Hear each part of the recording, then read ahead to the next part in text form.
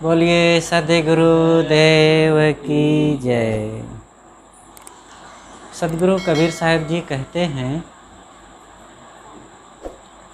संतो भक्ति सतो गुरु आनी। साहब कहते हैं कि हे संतों,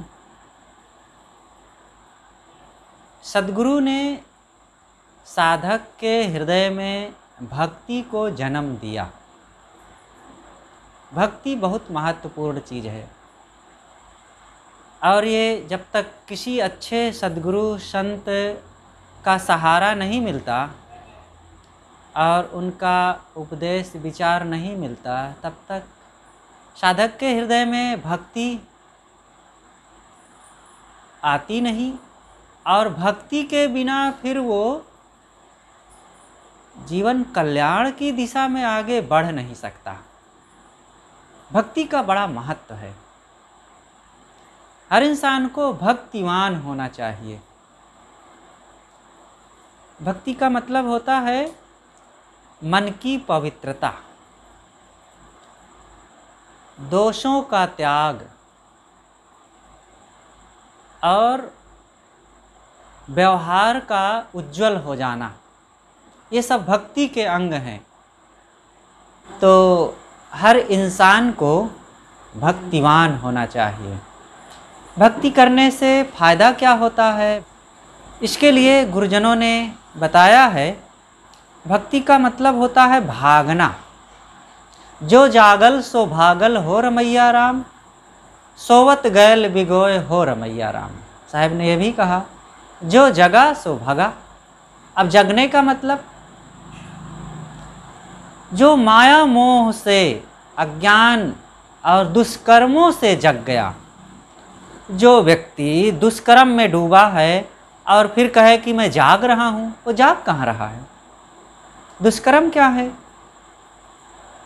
जैसे दुष्कर्म यह है कि शराब पीना, मांस खाना, अंडा खाना, लड़ाई झगड़े में धुत रहना सब समय और अनेक दोष दुर्गुणों में डूबे रहना, ये सोने के लक्षण हैं। सोने का मतलब कि जो मानव जीवन जागने के लिए मिला है, जागने का यहाँ तात्पर्य है कि खूब भजन भक्ति करते हुए जीने के लिए जो मिला हुआ है, इसको दोष दुर्गुणों में भटक भटक कर राग द्वेष करके बिताना बहुत बड़ी असावधानी है। ऐसा सुनहला अवसर फिर से नहीं मिलेगा। आज अगर सावधान होकर के इस जीवन को ना जिया जाए तो कब जिएंगे? साहब ने एक जगह कहा है, तब चेतिहो जब तजिहो प्राणा, भया अयान तब मन पछताना। क्या तब जगेंगे जब प्राण निकलने लगेंगे? तब आज जागने का समय है। जब तक शरीर ठीक है, रोग नहीं लगे हैं, आँखें काम कर रही, हाथ पैर चल रहे हैं और बुद्धि विचार ठीक हैं, अच्छे लोगों का सानिध्य संगत बना हुआ है, तभी तक तो भजन किया जा सकता है। सोचें, जब बूढ़े हम हो जाएंगे, कमर झुक जाएगी, हाथ पैर लड़खड़ाने लगेंगे, आँख से दिखेगा नहीं, तब अपना शरीर का गुजर बसर करना बड़ा कठिन हो जाएगा। फिर ज्ञान की बात सुनना, किसी संत गुरुजनों की, ज़रूरतमंदों की सेवा कर पाना, संतों के दर्शन कर पाना, ग्रंथ पढ़ पाना, ध्यान कर पाना, ये सब कहाँ संभव हो पाएगा? इसलिए जब तक शरीर ठीक है, कुछ कमाई कर लेना चाहिए। नीति में कहा गया है कि जो व्यक्ति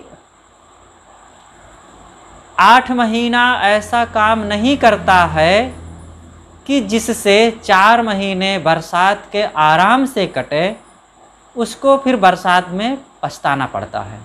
पहले का ज़माना होता था, साधारण फूस के मकान होते थे, तो लकड़ी से भोजन बनाया जाता था।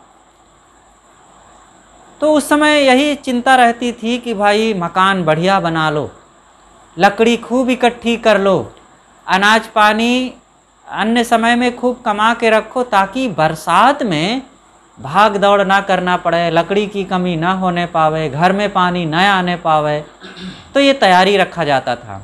आज तो पक्का मकान है और गैस से भोजन बनता, सब समय सब उपलब्ध रहता है, कोई दिक्कत की बात नहीं। लेकिन फिर भी ये शर्तें व्यर्थ नहीं हो गई हैं। जवानी में ऐसा काम करना चाहिए कि बुढ़ापा आनंद से कटे। जो व्यक्ति जवानी में धन नहीं कमाया, जवानी में भक्ति भजन नहीं किया, जवानी में सदाचार का पालन नहीं किया, तो फिर क्या होगा? वो बुढ़ापा उसका रोते हुए बीतेगा। धन रहेगा नहीं, कैसे गुजारा होगा? कोई साथ नहीं देता है। अगर अपनी कमाई नहीं है, कुछ है, तो बुढ़ापा में कोई सहयोग नहीं करता है। ये बेटे बहू भी किसी के नहीं करते हैं। इसलिए हर इंसान को अपने हाथ मजबूत रखने चाहिए। जवानी में जो दुर्गुण, दुराचार और नाना अनैतिक कार्यों में डूबा रहा, तो बुढ़ापा तो उसका भारी क्लेशों से भर जाएगा। बड़ी अशांति मन में उत्पन्न होगी और जीवन भर किए हुए दुष्कर्मों के संकल्प उठ उठ करके उसको भय, चिंता, शोक, पीड़ा में जलाते रहेंगे। इसलिए जब तक शरीर स्वस्थ है, जवानी में और खूब भक्ति भजन, सेवा, सत्संग, अध्ययन, मनन, ध्यान, चिंतन में समय बीतता है अगर, तो वो कमाई किया है। और जो व्यक्ति दिन में बढ़िया काम नहीं करता है, वो रात में आराम से सो नहीं पाता है। सोचें, अगर हम दिन में कहीं झगड़ा लड़ाई करके आए हैं, किसी से मार कूट करके आए हैं, किसी से राग द्वेष करके आए हैं, तो जब बिस्तर पर आएंगे तो क्या नींद पड़ेगी? करवटें बदलते बीत जाएंगे कई घंटे और परेशान रहेंगे। इसलिए दिन में ऐसा कुछ करें कि रात में बड़ी आराम से नींद आ जाए। तो साहब कहते हैं, यही सावधानी ही भक्ति है। भक्ति का मतलब होता है भागना। भागना का तात्पर्य है दोष दुर्गुणों से दूर चले जाना। एक एक कर्म का फल मिलता है मनुष्य को। ऐसा नहीं है, रविंद्रनाथ टैगोर ने कहा है कि जो पानी सूख गए हैं, जो नदी की धाराएं सूख गई हैं, उनको व्यर्थ ना समझना। जो पानी जमीन पर गिरा सूख गया है, उसको व्यर्थ ना समझना। जो फूल की कलियां खिले बिना ही सूख गई हैं, उनको भी व्यर्थ ना समझना। और जो कर्म हम कर लिए हैं और उनके फल नहीं मिले हैं अभी तक, उनको भी व्यर्थ ना समझना। ये सब किसी ना किसी ढंग से आएंगे सामने। हमने एक व्यक्ति था, वो बड़े आदमी को, गांव के एक बड़े आदमी को, वो अपने रुतबा बस, घमंड बस जा करके उनको थोड़ा सा कटु शब्द कह के आ गया। वो कुछ नहीं बोले, शांत रहे। अब आकर के सबसे डींग हाँकता रहा कि मैं उनको जा कर के सुना आया। अब वो कुछ नहीं कर पाए मेरा। वो क्या व्यर्थ चला गया? वो तो उनका बड़प्पन था, वो सह लिए, लेकिन किसी न किसी ढंग से वो बाद में कसर निकालेंगे। इसलिए कभी भी ऐसा ना होने पावे कि हम अपने मन वाणी कर्मों से किसी के लिए कांटा बो सके, उनको दुख दें। कभी दुख नहीं देना चाहिए। जो देवी सह लेती है चुपचाप और पति उसको कुछ कहता रहता है समय समय से, तो वो ये ना सोचे कि वो भोली भाली, अरे वो सब सहती रहती है, चाहे उसको जौन कह दो। एक जगह कहा गया है, पत्नी जब तक काम करती है घर में, सारी जिम्मेदारियां संभालती है घर में, परेशान होती है तो पति से रो भी लेती है, सुना भी देती है, गुस्सा भी जाती है, डांट भी देती है, प्रेम भी करती है और घर वालों को कटी कुठार भी कह देती है। समझ लीजिए कि तभी तक उसके अंदर दिल है, तभी तक वो जी रही है, तभी तक वो आपकी है। जिस दिन इन सब बातों से ऊब करके अब आपकी हर बात में हाँ मिलाने लगी, आपके हर कार्य का समर्थन कर देती है, आपके हर कार्य के लिए वो कर देती है जैसे तैसे, आपको समय से भोजन भी दे देती है, अब आप उसको डांट भी देते हैं तो भी चुप रहती है। समझ लीजिए कि अब उसके अंदर का दिल मर गया है, उसकी मजबूरी है कि अब उसको जीना है, कहीं ना कहीं जीना ही है, कहीं जा नहीं सकती है, इसलिए चुपचाप यहीं रह रही है मन मार के। लेकिन अब वो आपकी नहीं है, अब वो जी रही है, केवल बस घर में रह के काम कर रही है। इसलिए भाई केवल व्यक्ति को नहीं जिलाए रखना है, उसके दिल को भी जिलाए रखना चाहिए। आपस में एक दूसरे से प्रेम हो, हंसी खुशी हो, मेल मिलाप हो, एक दूसरे के दिल को जाने और एक दूसरे के अंदर प्रवेश करके हम प्रेम, प्रसन्नता, शांति, सद्भाव भी पैदा करें। पुरुष को चाहिए कि बाहर से आवे तो बाहर के कार्य, भाग दौड़ और वहाँ की चिंताओं को लेकर के फिर अपने कमरे में आकर के न बैठ जाए। बाहर से आया है तो घर में थोड़ा देख ले बच्चे क्या कर रहे हैं, उनसे हंस बोल ले, बात कर ले। पत्नी दिन भर काम में लगी रहती है, भीतर से बाहर तक, घर आंगन भंडार और सब जगह काम करती है, और वो दिन भर थकी मांदी है तो थोड़ा उनसे बात कर ले, उनसे प्रेम से हंस बोल ले, सुख दुख उसका पूछ ले, तबीयत पूछ ले और घर की ज़रूरतों के बारे में पूछ ले, तो उसका मन हल्का हो जाएगा, उसको अच्छा लगेगा, उसे ये पता चलेगा कि मेरा भी ख्याल करने वाला कोई है। बस इतनी सी बात उसको बहुत आनंद देगी, इतनी सी बात से वो दिन भर कार्य करने की एनर्जी प्राप्त कर लेगी, अगला दिन उसका बड़े आनंद से बीतेगा। और पति दिन भर काम करके बाहर आया है, अब पत्नी काम कर रही घर में, लेकिन अब दिन भर के गुस्सा आते ही पति के ऊपर बौछार की तरह उड़ेल दी। तुम तो दिन भर बाहर घूमते ही रहते हो, घर का तो कुछ फिक्र ही नहीं है, हम चाहे मरें चाहे जिएं, और चाहे खाने को हो घर में ना हो, बच्चे चाहे हमारा गला ही काटते रहें, और हम रात दिन चाहे यहाँ रोगी बन के पड़े रहें, तुमको तो कोई फिक्रे नहीं है, बस घूमते मौज मस्ती करते रहते हो, आओ ला भोजन चाहिए, बस बैठे बैठे दर पर कुछ ना कुछ बोलती रहेंगी जो ऐसे, तो वो ठीक नहीं कर रही हैं।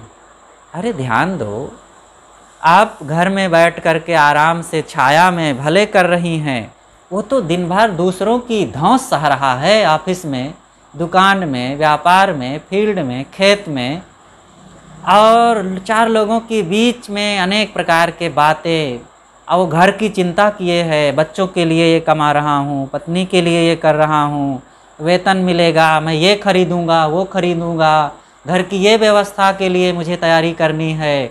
भले वो नहीं कहता है हर बात, लेकिन उसके अंदर रात दिन घर नाच रहा है, पत्नी और बच्चे नाच रहे हैं, उनके ये मुझे देना है, पूरा करना है, विवाह करना, सगाई लगाना और खेत का व्यवस्था करना है। ऐसा नहीं है कि वो नहीं सोच रहे हैं।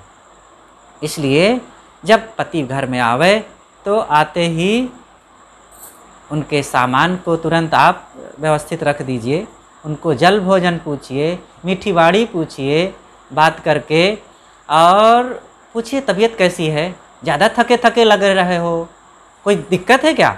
कोई बात नहीं, चिंता नहीं करना है, अपना घर है और सब हम लोग मिलजुल करके जो होगा सुख दुख निभाएंगे, और प्रसन्न रहना है, मतलब साहस दें। तो ये है गृहस्थी का सुख, और इसी बीच में बच्चों को बड़ा आनंद आता है। और ये सब करते हुए हर इंसान को साधन भजन में भी मन लगाना चाहिए, भक्तिवान बन करके रहें। भक्तिवान होने का मतलब है कि किसी संत और गुरु से जुड़ करके उनसे हम ज्ञान की बातें सुनें, सीखें और अपने आप को पहचानें। हर नर नारी जो बाहर से दिखता है, काला या गोरा, लंबा या छोटा, स्त्री के रूप में या पुरुष के रूप में, और अनेक जाति गोत्र जो माना गया है समाज में, मनुष्यों ने मान रखा है, सब है तो काल्पनिक झूठी बातें, ऐसा कुछ नहीं है। हिंदू मुसलमान, ब्राह्मण शूद्र, धोबी तेली, पासी, कुम्हार, अहीर, अनेक जातियां हैं जो, ये सब व्यर्थ है, कुछ ऐसा नहीं। मनुष्य केवल मनुष्य है। मनुर्भव जनया दिव्यम जन्म। वेद के ऋषि कहते हैं कि मनुष्य बनो और दिव्य जन समाज पैदा करो। हर इंसान मनुष्य है केवल बस।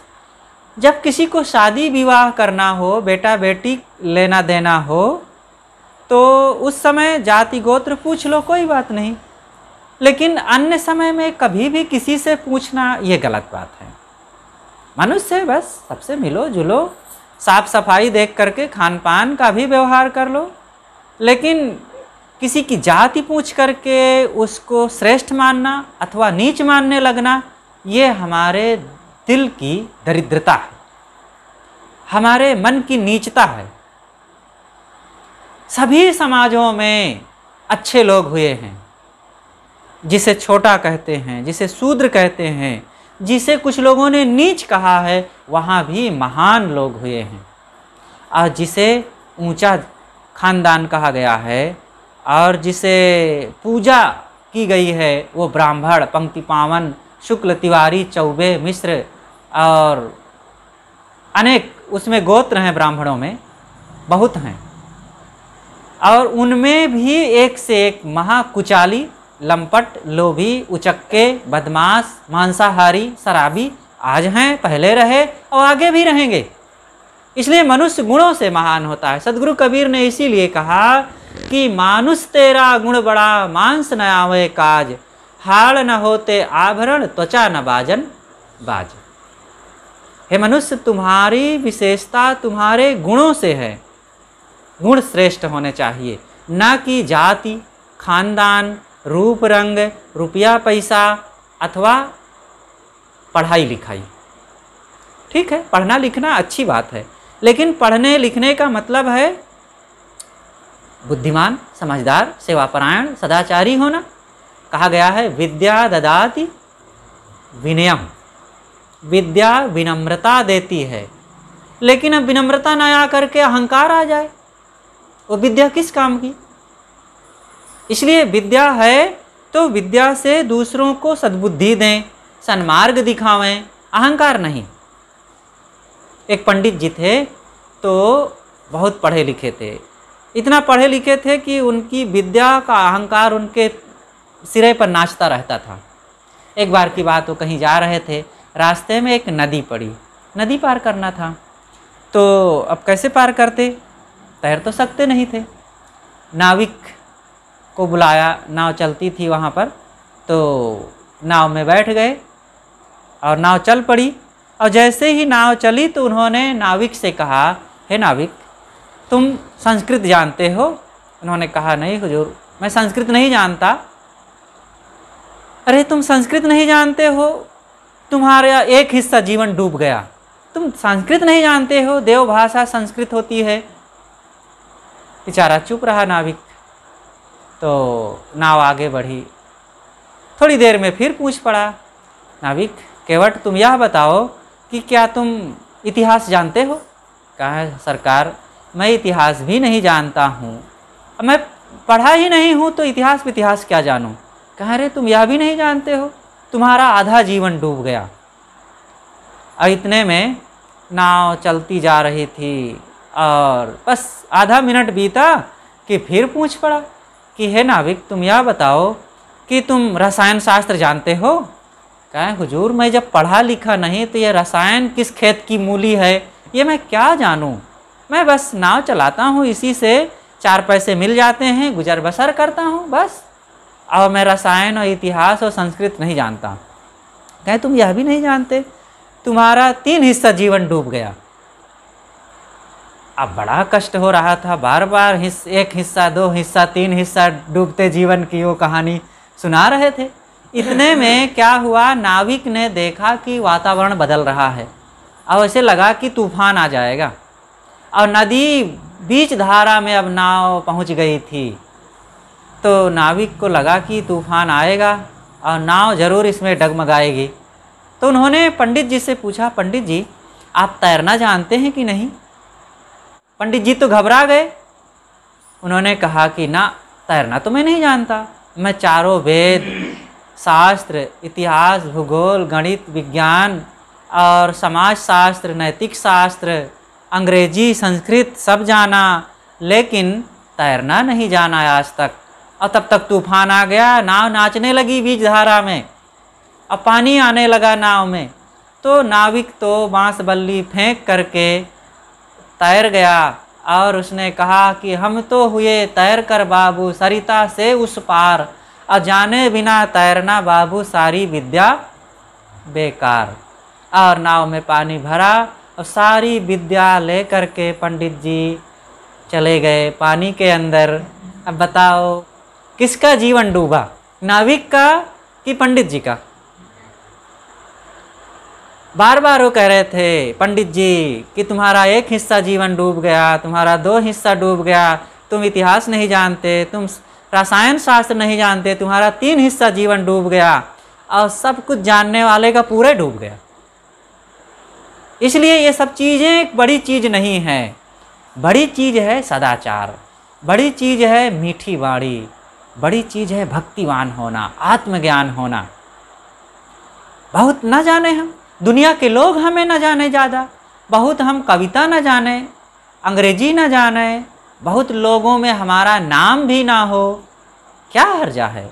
सहज रहें, सादे रहें, अपनी कमाई का खाएं, सदाचार से रहें, अपने बाल बच्चों में हंसें बोलें, और बस इतना और होना चाहिए कि भाई अगर केवल खाते कमाते बीत रहा है और काम क्रोध लोभ मोह को नहीं मिटाए हैं, तो ये दुर्गुण आकर के हमें बीच बीच में रौंदते रहेंगे। कभी क्रोध आकर के परेशान कर देगा, तो कभी लोभ में विचलित हो जाएंगे, तो कभी मोह बाल बच्चों में। आखिर दुख तकलीफ तो सबको आता है, घर है 4-10 लोग हैं घर में, तो कहीं उनको बीमारी आएगी, तो कहीं उनके चोट लग जाएगी, कहीं उनका कट फट जाएगा, तो कहीं उनकी मृत्यु हो जाएगी, तो कहीं और कुछ होगा। अब मोह के मारे रात दिन बिलबिलाएंगे, दुखी होंगे। इसलिए भाई, इसीलिए भजन की ज़रूरत है। ये भजन करने से रोटी ज़्यादा नहीं मिलने लगती है, पैसा ज़्यादा नहीं मिलने लगता है, लेकिन यही सब जब भजन करेंगे, सत्संग करेंगे, सद्गुणी बनेंगे और विचारवान बनेंगे, तो हमारे अंदर के काम क्रोध लोभ मोह मिटने लगेंगे। और जब ये मिटेगा तो अंदर से हमें सुखानुभूति होगी, प्रसन्नता मिलेगी, और फिर इन विकारों से जो दुख पैदा होता है अब वो दुख नहीं होगा। नहीं तो रात दिन हमें ये कहीं क्रोध में भड़बड़ा करके अपने ही पत्नी से लड़ करके घर में नरक कर डालेंगे, तो कहीं लोभ में पड़ करके कहीं गए किसी के रुपया पैसा धन देखे और मन को रोक नहीं पाएंगे। ऐसे ही होता है, कोई भी चोर कहीं चोरी करता है जब, तो प्रोग्राम बना करके कोई बिरला जाता है कि उनके यहाँ ऐसी चोरी करेंगे, इतना चोरी करेंगे। वो सहज रूप से जो लोगों के मन में लोभ लालच हो जाता है वो ऐसे ही होता है। उनका देखे अवसर आ गया और थोड़ा सा वो उनका काम बनने की बात थी, तो हम कर सकते हैं, तो उसने कहा तो हम कह दिए कि नहीं इतना दो, बस घूस ले लिए। उनके यहाँ गए, कोई अच्छी चीज़ दिखी, कोई नहीं देख रहा है, सबसे नज़र चुरा करके चुपके से जेब में डाल लिए। तो ऐसे ऐसे लोभ मन में आकर के पाप हो जाता है, और ये सारे पाप का फल हमें मिलता है, और जाने अनजाने में हिंसा करते रहते हैं हम। इसलिए कभी किसी जीव को कष्ट ना दे और वासनाओं से अपने मन को उठावे। समय जितना बीतता जाए अपने मन को, अपने इंद्रियों को स्वश करे, संयम करे। हमारे पास देखो 5 ज्ञानेंद्रियां हैं, आँख, नाक, कान, जीभ, चाँद। ये 5 ज्ञानेंद्रियों से हमें संसार का ज्ञान होता है। आँख से देखो हम घर द्वार, पेड़ पौधे और पशु पक्षी, नर नारी, बेटी बेटा, रूप रंग, ये सब आँख से देख करके हम संसार को जानते हैं। लेकिन संसार इतना ही भर नहीं है, यहाँ कुछ सुनाई भी देता है, तो सुनते कैसे हैं? कान से। कान से ये पशु की आवाज़ है, फटाके की आवाज़ है, बंदूक की आवाज़ है, बैल की आवाज़ है, बेटे की आवाज़ है, पिता की आवाज़ है, ये कैसे जाने? कान से।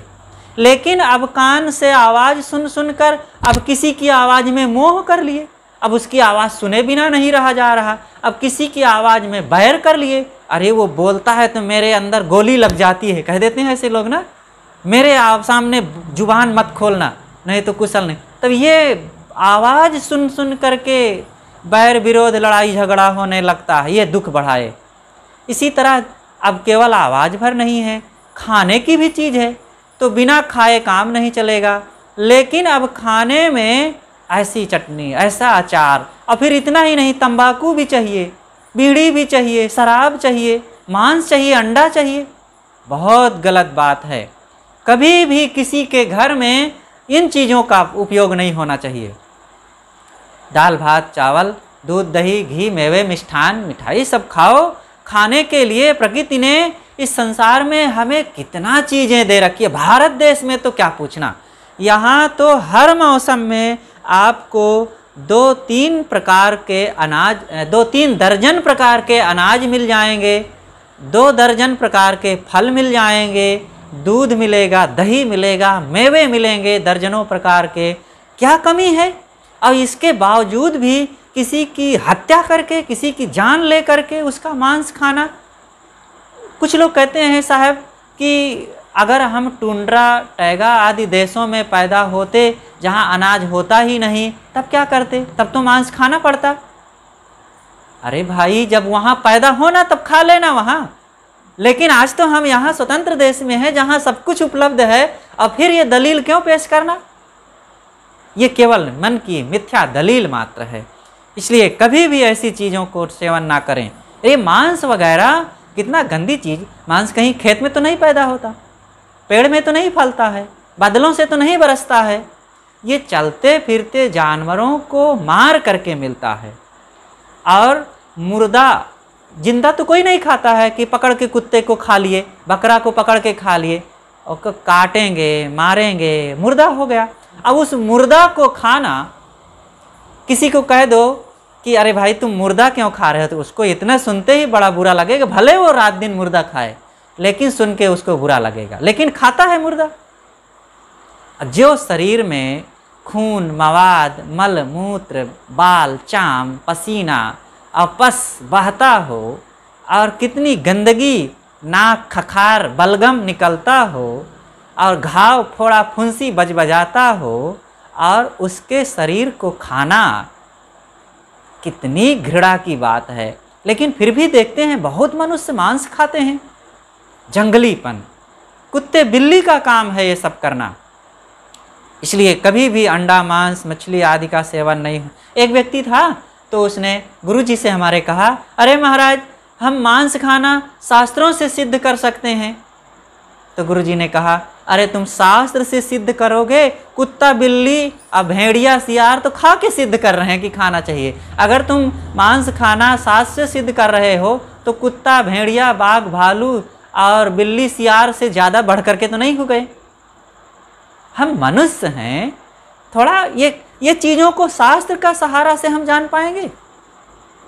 स्वयं विचार करें और एक इंसानियत की ज़िंदगी जी करके, सदाचारी बन करके हमें भक्ति भजन में आगे बढ़ना चाहिए। और फिर अंततः सबको अपने आप को पहचानना चाहिए।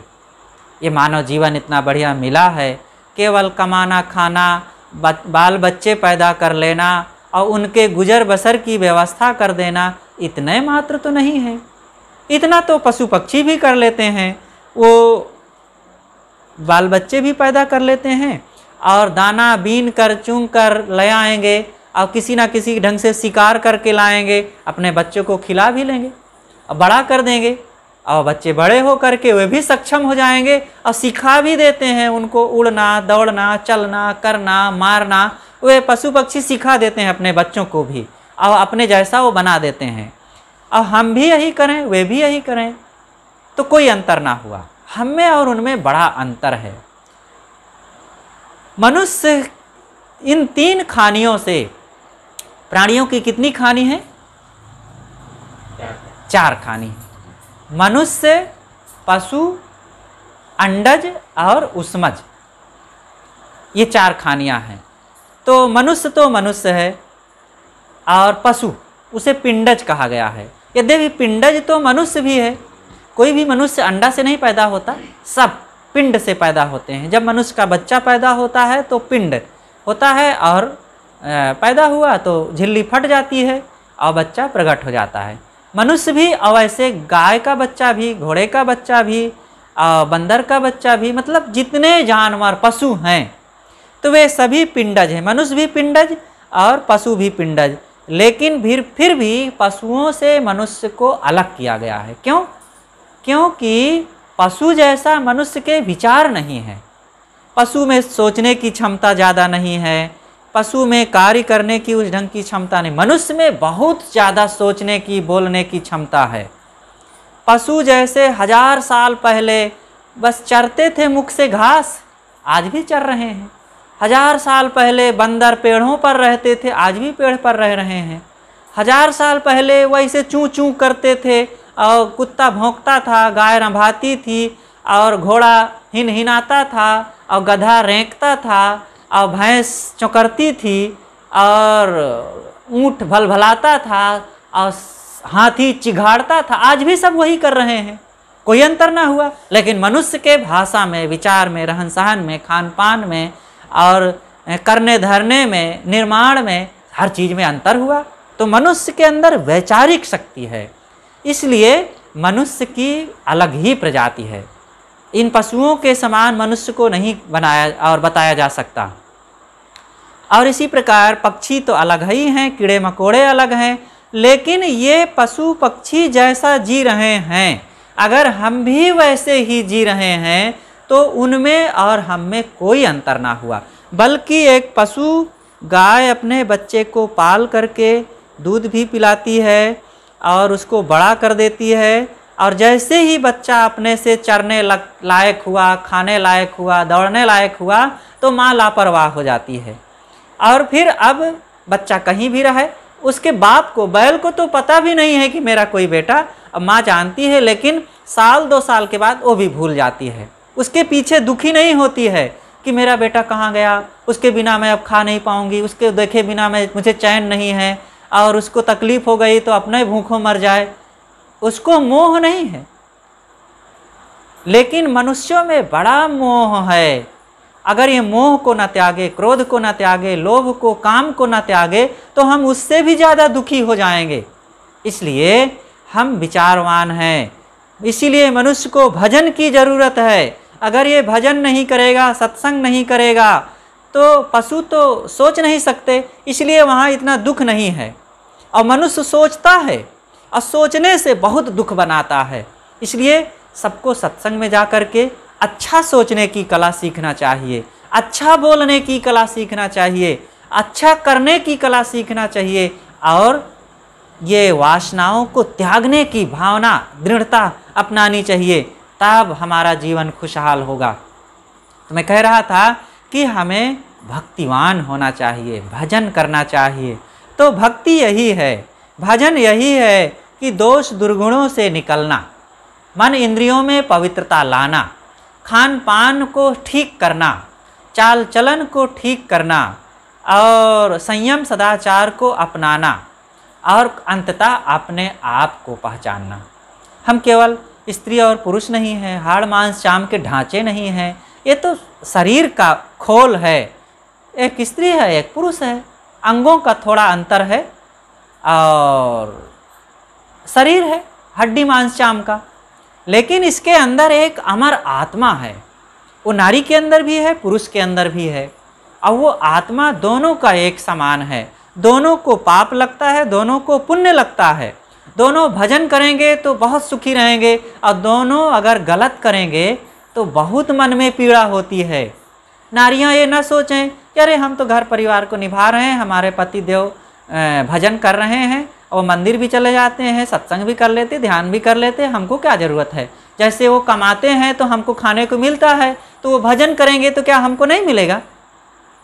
देखो, धन में सब हिस्सेदार हो जाएंगे, लेकिन कर्मों के फल में कोई हिस्सेदार नहीं होता, वो अपना अपना होता है। अपनी कमाई आपकी, ना माई ना बाप की। तो इसलिए हमें अपना अपना करना चाहिए। यहाँ पाप अपना होगा, पुण्य अपना होगा। एक कहानी कह करके मैं समाप्त करूँगा। वाल्मीकि जी की कहानी तो सब लोग जानते हैं कि पहले वे डाकू थे, रत्नाकर डाकू उनका नाम था, रत्नाकर थे। तो जंगल में जा कर के राहगीरों को कत्ल कर देते थे और उनका सामान छीन लेते थे। तो एक बार की बात, यही करते करते बहुत दिन बीता, तो एक दिन 7 ऋषि आ रहे थे उधर से। तो उनके सामने भी दौड़ करके कहा कि जो कुछ सामान है धर दो और अब बस तैयार हो जाओ यहाँ से सतलोक जाने के लिए। तो कहा ठीक है, तुम सामान ले लेना हमारा, लेकिन यह तो बताओ कि तुम ये पाप क्यों कर रहे हो? कहाँ परिवार पोषने के लिए? कहाँ परिवार क्या पाप में तुम्हारे हिस्सेदार बनेगा? कहाँ अवश्य बनेगा। जब हम सब कुछ ले जाते हैं, उनको खिलाते पिलाते गुजर बसर की व्यवस्था करते हैं, तो जब हम करते हैं, सब खाते हैं, तो क्या हमारे इन कर्मों के फल में वे हिस्सेदार नहीं बनेंगे? कहें हमें तो नहीं विश्वास है कि बनेंगे, जाओ पूछ करके आओ। तो उन्होंने कहा वाह, अच्छा तरीका अपनाए, हम पूछने जाएं, आप यहाँ से 9 2 11 हो जाएं। तो कहें ऐसा अगर तुम विश्वास नहीं करते हो तो एक पेड़ में बांध दो। तो पेड़ में उन 7 ऋषियों को रत्नाकर ने बांध दिया और गया पूछने। तो सबसे पहले माँ मिली। माँ से कहा कि माँ ये बताओ कि हम जो पाप या पुण्य करके लाते हैं, पैसा रुपया अनाज, तो सब लोग खाते हो, आप भी खाती हो, तो क्या उस पाप के फल को तुम भी हिस्सेदार बनोगे कि नहीं? कहे बेटा देखो, हमने तुम्हें पैदा किया और पाल पोस के बड़ा किया, अब हम बूढ़े हो गए, तुम्हारा काम है कि तुम कमा के हमें खिलाओ। अब तुम पाप करके लाते हो, पुण्य करके हो, तुम जानो, उसका फल तुम्हें भोगना होगा, हम नहीं उसमें हकदार बनेंगे। तब माँ से ऐसी साफ बात सुन करके उसको बड़ा झटका लगा। ऐसा बहुत निराश हुआ, पिता के पास गया, पिता ने भी यही कहा। सोचा कि पत्नी तो अर्धांगिनी है, वो जरूर हिस्सेदार होगी। गया पूछा और कहा कि बताओ कि जो मैं कमा के लाता हूँ, जैसा भी, तुम हिस्सेदार बनोगी ना? कहा देखो, तुम्हारा हमारे साथ विवाह हुआ है, और विवाह हुआ है तो हम तुम्हारे लिए मेहनत करेंगे, बना के खिलाएंगे और घर की व्यवस्था करेंगे, तुम्हारे बच्चों को पाले पोसेंगे, तुम्हारे माता पिता को भी हम ध्यान रखेंगे। लेकिन तुम कहाँ से ला रहे हो, क्या करके ला रहे हो, तुम जानो, तुम्हें भोगना पड़ेगा, हम क्यों करेंगे, हम क्यों उसके हकदार बनेंगे? तब पत्नी से जब उसको ऐसा उत्तर मिला, तब उसके पैर के नीचे की धरती मानो सरक गई हो। सब छोड़ छाड़ करके भगा, ऋषियों के चरणों में गिरा और रोया, उनकी रस्सी खोला और कहा भगवान अब मुझे घर वापस लौट के नहीं जाना है। सब ऐसे स्वार्थ की दुनिया है, जिन पर मुझे इतना भरोसा था, आज वे सीधा जवाब दे दिए कि हम कोई तुम्हारा साथ नहीं देंगे, तुम कुछ भी करते हो। इसलिए हम सबको भी यही सोचना है कि सदैव अच्छा करें, पाप ना पति के लिए, ना पत्नी के लिए, ना बेटी के लिए, ना बेटा के लिए, ना बहू के लिए, ना सास के लिए, किसी के लिए पाप ना करें। भले एक समय भूखे रहना पड़ जाए तो रह लें, लेकिन पाप करेंगे तो वो लौट कर हमारे सर पर आएगा और हमारे हक में आएगा। इसलिए सदैव हमें सदाचार का पालन करते हुए अपने जीवन को निर्दोष, निर्मल और पवित्र बनाकर आत्म शांति और आत्म कल्याण की दिशा में आगे बढ़ना चाहिए। यही मानव जीवन का लाभ है और यही संत गुरुजनों से मिलने का फल है। तो सब प्रकार से हम सुख पूर्वक जिए और आगे के लिए भी सुख की व्यवस्था करें, और वो आधार है सत्संग, गुरु भजन, सदाचार, कर्म सुधार। बस बोलिए सद्गुरुदेव की जय।